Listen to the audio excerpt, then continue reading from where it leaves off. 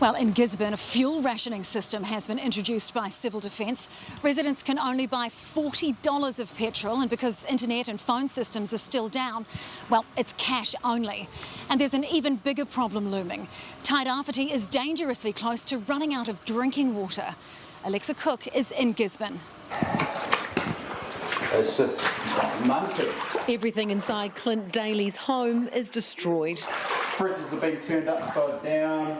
Floodwaters turned the house into a muddy swamp and the yard into a lake. And the spa pool was floating in the backyard. The Daly family was lucky to get out in time. But look, hey, we're alive, and that's the main thing. It's a house that can be rebuilt. They live on the banks of the Waimata River. It flooded into these properties on Grant Road. It came up to here on their pool fence, and then if you look this way, it flooded all the way through their home. It was our dream home to be here. The rapidly rising waters also caught Vogel Street residents off guard, surging above this garage roof. So scared. Yeah, I can imagine. Are you okay now? Yeah. Oh, I really thought this house was going to go. I was moving in the wind and it was so horrible. The storm wiped out the main water supply for the city. This is the Wainaki Valley, where Gisborne's water pipes have been seriously smashed in about 5 places, and there's only a day of water in reserve. We are facing a real water crisis. What we are asking is everyone at home here in Gisborne to conserve water. They're talking months, if not up to a year, for getting that restored. The roading network has also taken a massive hit. Multiple bridges have been washed out, including Hikuwai River Bridge between Tolaga Bay and Tokomaru, where State Highway 35 is now hanging in thin air, one of many communities cut off. I'm actually stuck. Look at it. That's our road. It's gone.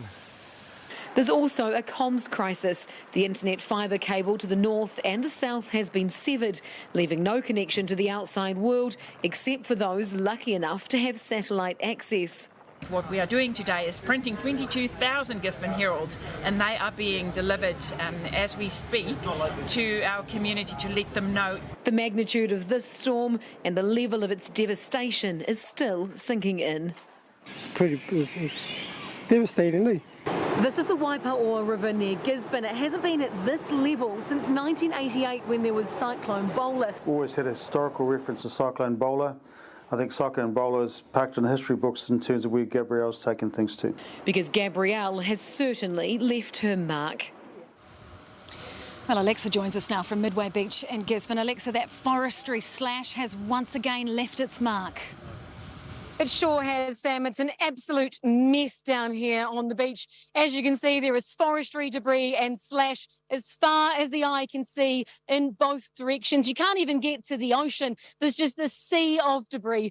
Now, the government is promising that this time they will take it seriously and that they will take action. And the Forest Owners Association says they're open to an inquiry.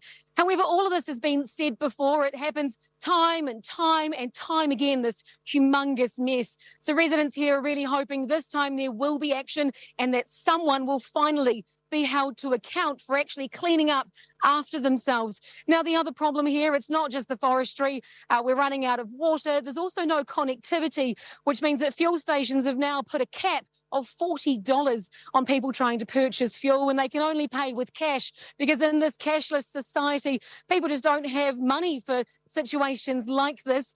So hopefully connections will be restored soon. Authorities are working around the clock, and I think there's going to be some serious questions here about the resilience of our communications in New Zealand.